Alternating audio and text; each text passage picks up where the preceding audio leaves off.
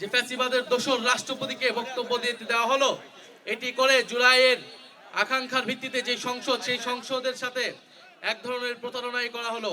এই ফ্যাসিস্ট দোসর চুপ্পুকে অভিশংসনের মাধ্যমে অপসারণ করে নতুন রাষ্ট্রপতি নির্বাচন করতে হবে এবং তাকে গ্রেফতারের আওতায় আনতে হবে। তিনি শপথ ভঙ্গ করেছেন, তার বিরুদ্ধে আর্থিক দুর্নীতি রয়েছে এবং তিনি গণহত্যা চলাকালীন নির্বিকার ভূমিকা রেখেছিলেন।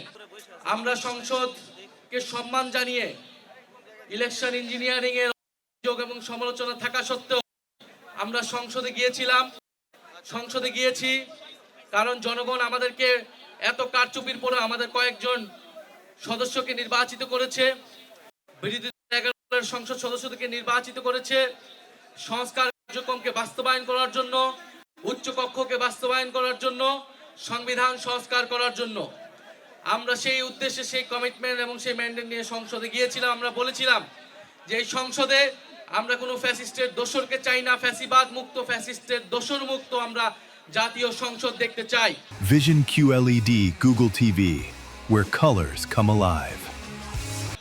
কিন্তু গতকালকে আমরা দুঃখজনকভাবে খুব ভালোভাবে শুরু হলেও আমরা খুব আন্তরিকতার সাথে পার্টিসিপেট করলেও দেখা গেল যে ফ্যাসিবাদের দোসর রাষ্ট্রপতিকে বক্তব্য দিতে দেওয়া হলো, এটি করে জুলাইয়ের আকাঙ্ক্ষার ভিত্তিতে যে সংসদ, সেই সংসদের সাথে এক ধরনের প্রতারণাই করা হলো।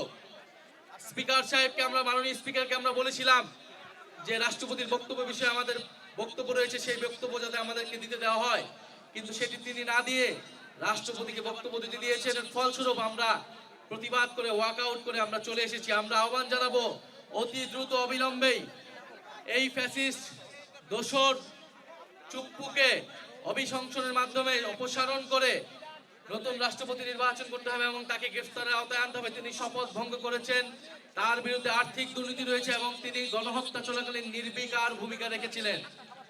প্রিয় ময়মনসিংহবাসী, আপনাদের উদ্দেশ্যে আরেকটি কথা বলতে চাই। আপনাদের এলাকার সন্তান, ঢাকা বিশ্ববিদ্যালয় ছাত্র শক্তির সাংগঠনিক সম্পাদক সাইফুল্লাহ, যিনি আওয়ামী লীগের বিরুদ্ধে প্রতিরোধ তৈরি করেছিলেন জুলাই গণঅভ্যুত্থানে, বৈষম্যবিরোধী ছাত্র আন্দোলনের অন্যতম সমন্বয়ক ছিলেন, তার বাড়িতে আগুন লাগিয়ে দিয়ে ফ্যাসিস্ট বাহিনীরা ষড়যন্ত্র অব্যাহত রেখেছে।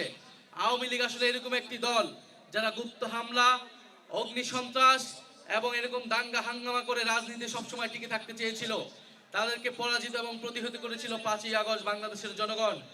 ময়মনসিংহবাসীর কাছে আমরা আহ্বান জানিয়ে যাচ্ছি, ময়মনসিংহ এবং বৃহত্তর ময়মনসিংহে আপনারা আওয়ামী লীগকে প্রতিহত করুন।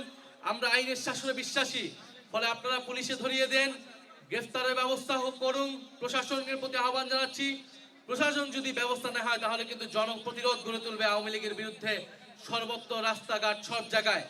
আমরা অপেক্ষা করব কিছুদিন, দেখব আমরা প্রশাসন, পুলিশ প্রশাসন এবং সংশ্লিষ্ট এমপি তারা কি ব্যবস্থা নেয়। এই সাইফুল্লাহর পরিবারকে যে হত্যার চেষ্টা করা হলো, তার বাড়িতে অগ্নিসংযোগের চেষ্টা করা হলো, যদি তারা কোনো ধরনের ব্যবস্থা নিতে ব্যর্থ হয় তাহলে আমাদের যেটা করণীয় সেটা আমরা করব। আমরা ঘরে বসে থাকবো না।